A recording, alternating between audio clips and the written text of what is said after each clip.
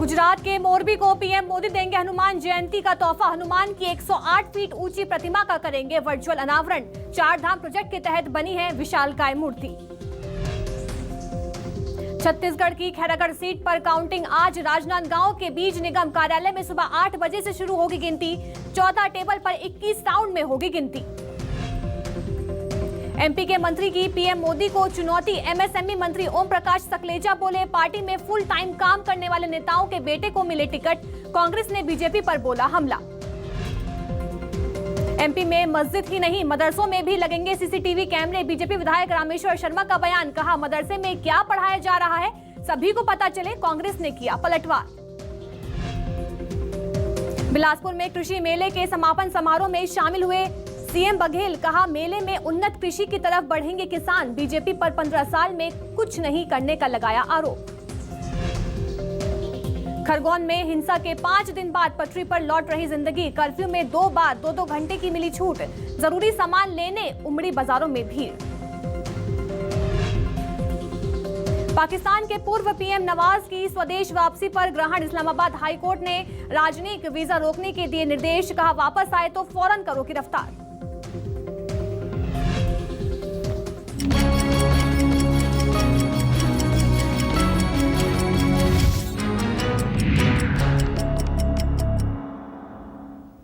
नमस्कार, मैं अलीशा और आप देख रहे हैं न्यूज 24 मध्य प्रदेश छत्तीसगढ़।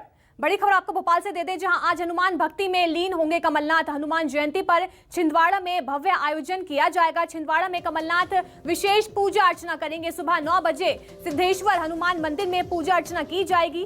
बता रहे मंत्रोच्चारण के साथ बजरंग बली की पूजा अर्चना की जाएगी। राम मंदिर और बड़ी माता मंदिर में भी पूजा अर्चना करेंगे कमलनाथ। बड़ी और अहम जानकारी बता रहे हैं, जहां हनुमान जयंती में पूजा अर्चना करते हुए कमलनाथ आज नजर आएंगे। आज हनुमान भक्ति में कमलनाथ लीन नजर आएंगे। सुबह 9 बजे सिद्धेश्वर हनुमान मंदिर में पूजा अर्चना की जाएगी और सुबह 9 बजे पूजा अर्चना की जाएगी। मंत्रोच्चारण के साथ बजरंग बली की पूजा अर्चना करेंगे कमलनाथ। राम मंदिर और बड़ी माता मंदिर में भी पूजा करेंगे।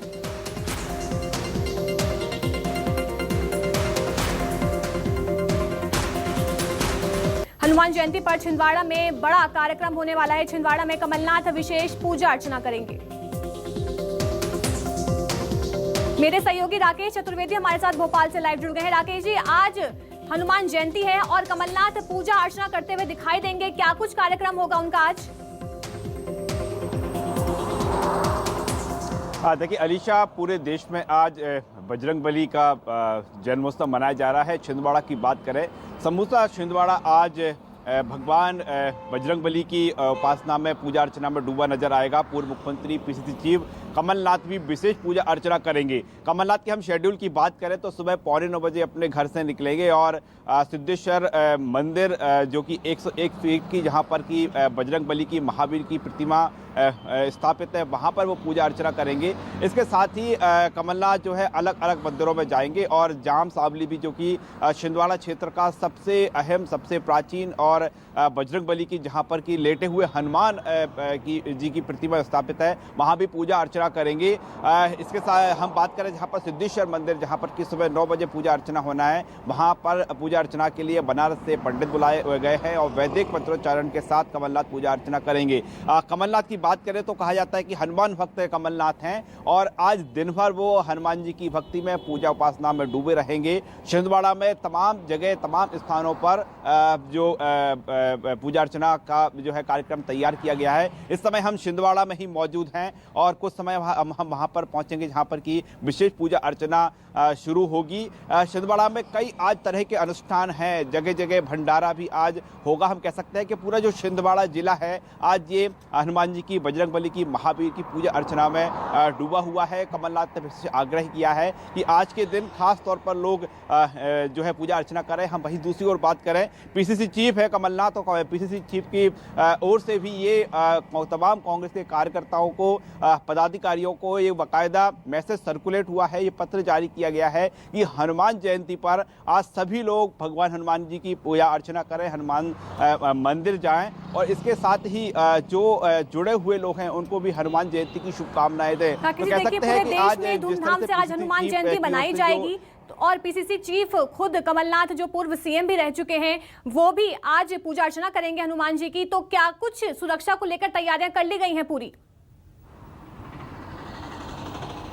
देखिए, हनुमान जयंती को लेकर बात करें तो आज समूचे मध्य प्रदेश में तमाम जगह जो है जुलूस निकलना है, तमाम मंदिरों में पूजा अर्चना होगी। सरकार की ओर से जो अलर्ट पहले से ही सरकार पर है और तमाम जो सुरक्षा व्यवस्था है हर जिले के लिए है। खासतौर पर जो जुलूस निकाले जाना है उस दौरान किसी तरह की कोई गड़बड़ी ना हो, इसकी जो है दिशा निर्देश जारी भी किए गए हैं। गृह विभाग इस बात को लेकर अलर्ट पर है। लेकिन हम बात करें मध्य प्रदेश की, जिस तरह से गंगा जमुनी तहजीब है, तो ऐसे में जो हनुमान भक्ति में आज हर कोई डूबा हुआ है और मध्य प्रदेश के तमाम जिलों में विशेष यात्राएं भी निकलेंगी, जुलूस भी निकलेंगे। और मध्य प्रदेश की बात करें, समूचे मध्य प्रदेश में हनुमान जयंती पर भव्य कार्यक्रम आयोजित किए गए हैं। भंडारे भी कई जगह चले, यानी कह सकते हैं आज समूचा मध्य प्रदेश हनुमान भक्ति में लीन रहेगा। और हम छिंदवाड़ा की बात करें, जहां हम छिंदवाड़ा में मौजूद हैं, यहाँ पर समूचे छिंदवाड़ा के साथ पूर्व मुख्यमंत्री कमलनाथ भी हनुमान भक्ति में डूबे हुए। बिल्कुल, आज हनुमान भक्ति में कमलनाथ जो है वो लीन नजर आएंगे। राकेश जी बने रहिए, आगे भी आपसे खबरों पर लगातार अपडेट हम लेते रहेंगे। भोपाल से एक और बड़ी खबर सामने आ रही है, जहां संघ प्रमुख मोहन भागवत का भोपाल आज दौरा है। अखिल भारतीय चिंतन बैठक में वो शामिल होंगे। हिंदुत्व के मुद्दे पर संघ की बड़ी बैठक होनी है। विश्वविद्यालयों के कुलपति, बुद्धिजीवी भी इसमें शामिल होंगे। भोपाल में 2 दिनों तक ये बैठक चलेगी।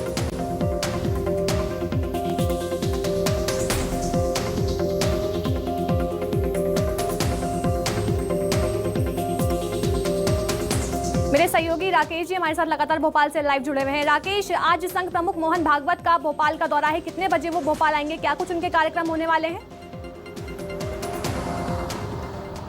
देखिए, मोहन भागवत की बात करें तो मोहन भागवत 2 दिनी बैठक में शिरकत करेंगे और मोहन भागवत है भोपाल पहुंच चुके हैं। कल रात में वो भोपाल पहुंचे हैं और ये संयोग कह सकते हैं कि आज जो संघ की बैठक शुरू हो रही है, आज ही हनुमान जयंती है। जो मोहन भागवत की बात करें तो लगातार संघ है मध्य प्रदेश में तमाम जो बैठकें आयोजित कर रहा है। इससे पहले भी मोहन भागवत भोपाल पहुंचे थे, उससे पहले मालवा प्रांत पर उन्होंने बैठक आयोजित कर वहाँ का फीडबैक लिया था।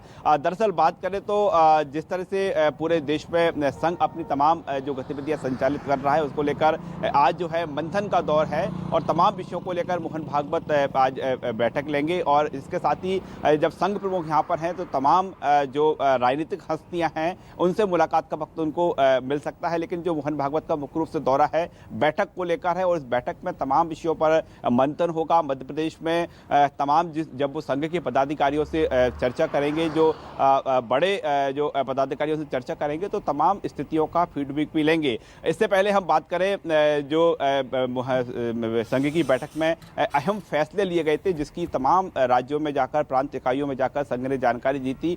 उन इकाई जो फैसले लिए गए थे उन बिल्कुल भोपाल में 2 दिनों तक उनकी बैठक चलेगी। बहुत बहुत शुक्रिया राकेश जी तमाम जानकारी देने के लिए। खबर भोपाल से है, जहां हनुमान जयंती को लेकर पुलिस अलर्ट मोड पर है। संवेदनशील इलाकों को लेकर स्पेशल प्लान बनाया गया है। न्यूज़ 24 मध्य प्रदेश छत्तीसगढ़ से बोले कमिश्नर मरकंद देउस्कर, जुलूस पर पैनी नजर रहेगी। उन्होंने ये भी कहा कि ड्रोन से जुलूस पर और घरों पर नजर रखी जाएगी। खरगोन घटना के बाद राजधानी पुलिस ने सबक ले लिया है। घरों की छतों पर पत्थरबाजों को लेकर भी पैनी नजर रखी जाएगी। उन्होंने आगे कहा कि पुलिस वर्दी के साथ साथ सिविल ड्रेस में तैनात रहेंगे। दोनों धर्मों से शांति बनाए रखने की भी उन्होंने अपील की है।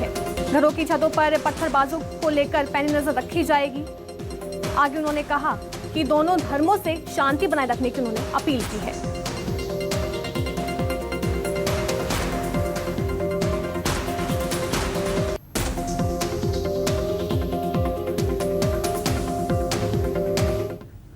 खरगोन हिंसा के बाद पुलिस एक्शन मोड में आ गई है। शहडोल में हनुमान जयंती शांतिपूर्वक मनाने को लेकर प्रशासन सख्त है। आगामी त्योहारों को मद्देनजर रखते हुए पुलिस प्रशासन ने शांति व्यवस्था को कायम रखने के लिए उद्देश्य और असामाजिक तत्वों को बड़ी चेतावनी और कड़ी चेतावनी देने के लिए फ्लैग मार्च निकाला। इस दौरान कलेक्टर, एसपी सहित कई अधिकारी कर्मचारी मौजूद रहे। वहीं शहडोल कलेक्टर ने जिले में 144 धारा लागू की है ताकि जिले में शांति व्यवस्था कायम रहे। पुलिस प्रशासन इस बात को लेकर बेहद सजग और सतर्क है कि कल जो हनुमान जयंती का जुलूस है और जो कार्यक्रम है वो सभी शहडोल ज़िले में सतर्कता से शांतिपूर्वक, सद्भावपूर्वक संपन्न हो। इसके लिए पर्याप्त व्यवस्था की गई है। अतिरिक्त बल भी तैनात किया गया है आयोजकों के साथ शांति समिति की बैठक कलेक्टर महोदया की अध्यक्षता में कल संपन्न की जा चुकी है और सभी जो कार्यक्रम हैं उनके साथ उचित पुलिस व्यवस्था लगाई गई है। आज इसी संदर्भ में राजस्व के और पुलिस अधिकारियों के साथ में एग्जीक्यूटिव मजिस्ट्रेट्स और सारे पुलिस अधिकारियों के साथ एक फ्लैग मार्च जो है रखा गया है, जो कि शहर के संवेदनशील इलाकों में पूरा बलवा ड्रिल और पूरी तैयारी के साथ फ्लैग मार्च होगा। खबर खरगोन से है, जहां पुलिस हिरासत में 4 संदिग्ध हैं। खरगोन पुलिस ने 4 संदिग्धों को हिरासत में ले लिया है। गुजरात से खरगोन आए 4 लोग हिरासत में ले लिए गए हैं। बता दें, पूछताछ में खरगोन पुलिस जुटी हुई है। पुलिस हिरासत में 4 संदिग्ध आ गए हैं। बता दें, लगातार पुलिस उनसे पूछताछ में जुटी हुई है। खरगोन रामनवमी हिंसा का क्या गुजरात कनेक्शन इससे निकलता है, वो तो पूछताछ के बाद ही पता चलेगा। बता दें, लगातार पूछताछ में खरगोन पुलिस जुटी हुई है। खरगोन पुलिस ने 4 संदिग्धों को हिरासत में ले लिया है। अभी 4 लोग का गुजरात से यहाँ आना हुआ है, जो कि वॉलंटियर वर्क के लिए आए हुए थे, जिसको अभी पुलिस ने अपनी कस्टडी में लिया है। हम लोग उनकी वेरिफिकेशन कर रहे हैं कि क्या पर्पस से यहाँ आए थे और उनका क्या ऑब्जेक्टिव थे और क्या पहचान है, ये सब हम लोग देख रहे हैं। उसके अनुसार फिर कार्रवाई की जाएगी। बीजेपी विधायक रामेश्वर शर्मा का बड़ा बयान सामने आया है। दिग्विजय का कार्यकाल बाबर औरंगजेब की तरह है। उन्होंने ये भी कहा कि दिग्विजय के शासनकाल में सिमी का नेटवर्क फैला हुआ है। पूर्व मंत्री सज्जन सिंह वर्मा का विवादित बयान भी इसको लेकर सामने आया। उन्होंने कहा कि बीजेपी विधायक रामेश्वर शर्मा को लेकर उन्होंने अपशब्द बोले।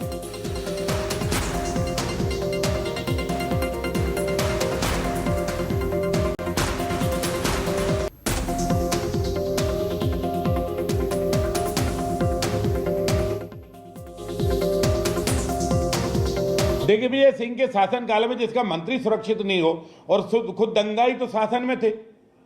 दंगे होते कब हैं? जब रिएक्शन होता है। हिंदू पिटता था, उसकी एप्लीकेशन तक नहीं ली जाती थी।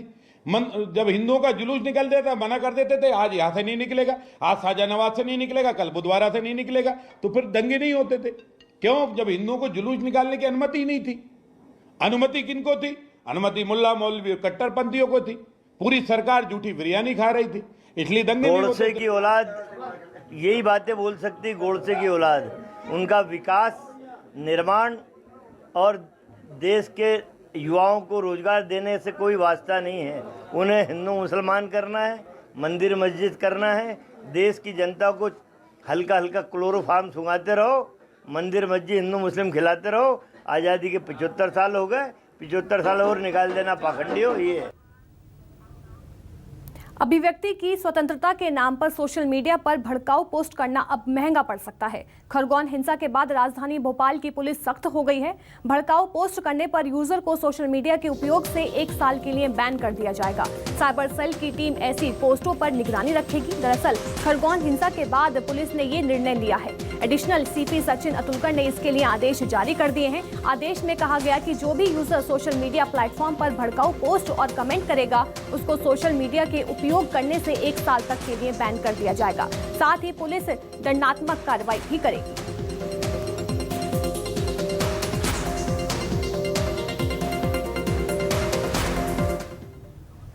पिछले 1-2 दिन में जो कुछ पोस्ट आई हैं, जिससे थोड़ा तनावपूर्ण माहौल देखने को मिला है, उसको पुलिस ने चिन्हित किया है। अभी तक 4 ऐसी पोस्ट हैं जिनको पुलिस ने चिन्हित किया है। ये संज्ञान में आते ही तत्काल इस पे प्रकरण भी पंजीबद्ध किया गया है और इसमें जो सुरक्षा अधिनियम है उसकी धारा 3 में प्रावधान भी है, जिसमें स्थानीय पुलिस द्वारा, थाना प्रभारी द्वारा कमिश्नर कार्यालय रिपोर्ट भेजी गई है, जिसके तहत जो संबंधित व्यक्ति है उसको 1 वर्ष के लिए तक प्रतिबंधित किया जा सकता है सोशल मीडिया के उपयोग से। उसको सभी ग्रुप से भी एग्जिट करने का इसमें आदेश जारी किया जाएगा। साथ ही जो ग्रुप एडमिन रहते हैं उनको भी ये हिदायत दी जाती है कि ऐसे व्यक्ति जो अफवाह के रूप में या तनावपूर्ण पोस्ट करते हैं उनको ग्रुप से हटाया जाए, उनको मेंबर ना बनाया जाए और सभी सोशल मीडिया प्लेटफॉर्म को उस अवधि तक उसके द्वारा, व्यक्ति के द्वारा उपयोग करना प्रतिबंधित है। गृह मंत्री नरोत्तम मिश्रा ने दतिया के वृंदावन में 201 हितग्राहियों को पीएम आवास योजना की पहली, दूसरी और तीसरी किश्तों के 1.5 करोड़ का चेक वितरित किया। कार्यक्रम के दौरान गृह मंत्री ने कहा कि 2024 तक हर गरीब के पास आवास होगा। उन्होंने कहा कि कांग्रेस शासन के कुछ लोगों के आवास आवेदन बिना वजह रद्द कर दिए गए हैं, उनको भी आवास दिए जाएंगे। वहीं गृह मंत्री ने अधिकारियों को किराए पर रहने वाले लोगों को चिन्हित सूची देने का निर्देश दिया है। वहीं मंत्री ने वृंदावन धाम में 101 हितग्राहियों को 51,000 हजार रुपए कन्या विवाह सहायता राशि वितरित की।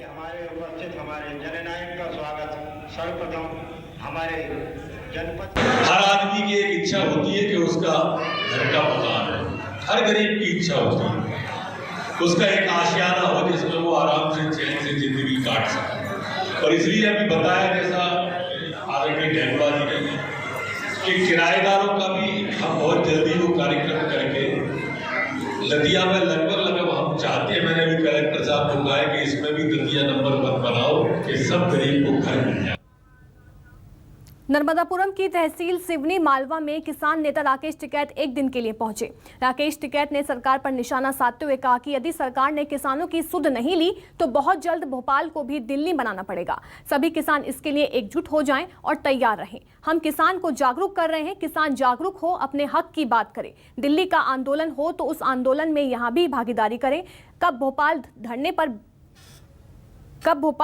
पड़ जाए, कब हमको भोपाल को दिल्ली बनाना पड़ जाए, उसकी तैयारी रखना। टिकैत ने कहा कि अगला आंदोलन राज्यों की राजधानी पर होगा।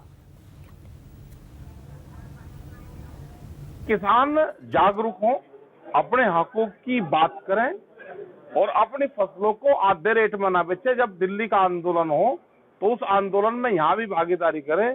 कब भोपाल घेरना पड़ जाए, कब हमको भोपाल को दिल्ली बनाना पड़ जाए, उसकी तैयारी रखना। अगला आंदोलन देश की और स्टेट की राजधानी पर होगा। भोपाल को दिल्ली बनाना पड़ेगा, हर स्टेट की राजधानी को दिल्ली बनाना पड़ेगा। अगला आंदोलन ये होगा। खबर बुरहानपुर से है, जहां आग का तांडव देखने को मिला। 10 मकानों में भीषण आग लग गई है और लोगों ने किसी तरह अपनी जान बचाई। घरेलू सामान सहित 10 से ज्यादा छोटे मोटे जानवर भी जल गए। बता दें, नावरा चौकी के ग्राम घाघरला का मामला बताया जा रहा है। बुरहानपुर में आग का तांडव देखने को मिला है। 10 मकानों में भीषण आग लग गई है। हालांकि जानवरों के जलने की भी खबर सामने आई है। देख सकते हैं कि किस तरह से भीषण आग लगी है। आग की लपटें ऊपर तक उठ रही हैं और धुआं का जो गुब्बार है वो भी दिखाई पड़ रहा है। इससे अंदाजा लगाया जा सकता है कि आग कितनी भीषण है। 10 मकानों में ये भीषण आग लगी है। नावरा चौकी के ग्राम घाघरला का ये पूरा मामला बताया जा रहा है और किसी तरह से लोगों ने अपनी जान बचाई। अफरा तफरी का माहौल भी वहां देखने को मिला।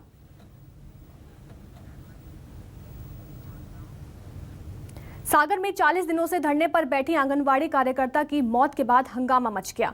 वहीं कार्यकर्ता के जनाजे में सैकड़ों आंगनबाड़ी कार्यकर्ता शामिल हुए। इस दौरान प्रदर्शनकारियों को रोकने के लिए पुलिस को भारी मशक्कत करनी पड़ी। सागर कलेक्टर और एसपी सहित महिला पुलिस अधिकारी मौके पर महिलाओं को रोकने की कोशिश की, लेकिन महिलाओं के सामने पुलिस प्रशासन असहाय दिखा।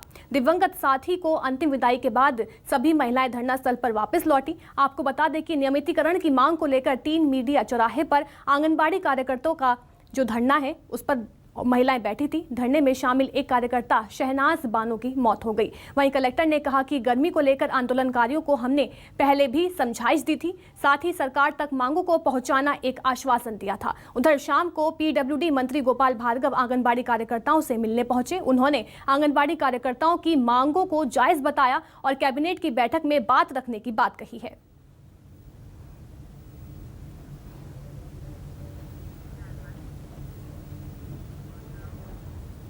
बिजली की समस्या को लेकर किसानों के साथ बीजेपी ने मोर्चा खोल दिया। खबर बालाघाट से है। यहां के लांजी क्षेत्र में बिजली की समस्या को लेकर लगातार ट्रिपलिंग से परेशान किसानों के साथ साथ बीजेपी ने भी मोर्चा खोल दिया। साथ ही विद्युत वितरण कंपनी के अधिकारियों को चेतावनी दी कि जल्द से जल्द समस्या का हल निकाला जाए, नहीं तो बड़ा आंदोलन किया जाएगा। आरोप है कि क्षेत्र में 24 घंटे में से 20 से 25 बार बिजली की ट्रिपिंग होती है। इसके अलावा अघोषित कटौती और मेंटेनेंस के नाम पर आपूर्ति बंद की जाती रही है। आज हम लोगों ने तय किया, मैंने खुद ने तय किया आज भी विद्युत मंडल के हमारे बड़े अधिकारी, हमारे सिंह साहब, डी साहब यहाँ पर हैं, इनको यहीं पर बुला करके और कुछ किसानों को भी यहाँ पर बुला करके कि वास्तव में जो स्थितियाँ निर्मित हुई है इसको हम कैसे सुधार सकते हैं, क्योंकि किसानों को मात्र 15 दिन और पानी चाहिए। यदि 15 दिन हमने अनवरत पानी किसानों को दे दिया तो हर किसान की रबी की फसल जो है वो पक जाएगी। और चूंकि आज हम लोग बैठे हैं, आज डी भी यहाँ पर, DMP भी अपने बालाघाट वो भी यहाँ पर है, और मुझे लगता है कि आज के आज में कुछ ना कुछ सुधार हम लोग को देखने को मिलेगा। कि जो 10 घंटे हम कंटिन्यूस इसको 3 फेज सप्लाई दी जाए। अभी वर्तमान में 6 घंटे दिन में दे रहे हैं और रात पे 4 घंटे दे रहे हैं, इसको कंटिन्यूस रखा जाए। इसकी भी हम लोग तत्काल अभी नोटशीट आज बना के हम लोग प्रेषित किए जा रहे हैं, क्योंकि ये भी इसमें भी डिसीजन हमारे लेवल की बात नहीं है, ये भी कॉर्पोरेट ऑफिस लेवल की बात है। और तीसरा जो अपनी ट्रिपिंग की समस्या जो बताइए, ट्रिपिंग के लिए आज मैं बैठा हूँ यहाँ पर, अभी शाम तक हमारी TSG की भी टीम आ रही है, पूरे हम लोग इसको आज पूरा मेंटेनेंस करवाएंगे और शाम तक इसका रिजल्ट देखेंगे सामने कि इसका इम्प्रूवमेंट आएगी नहीं आएगी। रायसेन में एक शख्स पिछले 5 साल से खुद को जिंदा साबित करने की जंग लड़ रहा है, लेकिन अभी तक कागजों में मृत की शख्स खुद को जिंदा साबित नहीं कर पाया। लेकिन न्यूज़ 24 मध्य प्रदेश छत्तीसगढ़ की पहल के बाद इस शख्स को खुद से जिंदा होने की उम्मीद बढ़ गई है। देखिए हमारी ये खास रिपोर्ट।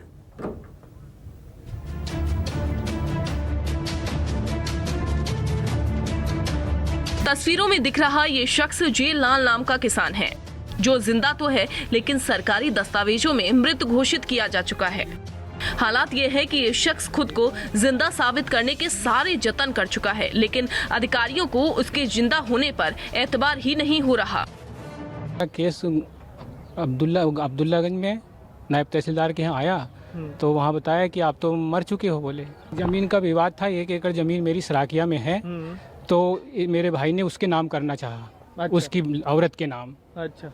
तो उस वजह से मेरे को उसने मृत घोषित करके और वहाँ वो लगा दिया वसीयतनामा, क्योंकि वो डिप्टी कलेक्टर था, उस पद पे था, तो वो ने हमको मजदूर समझ के और ये काम किया।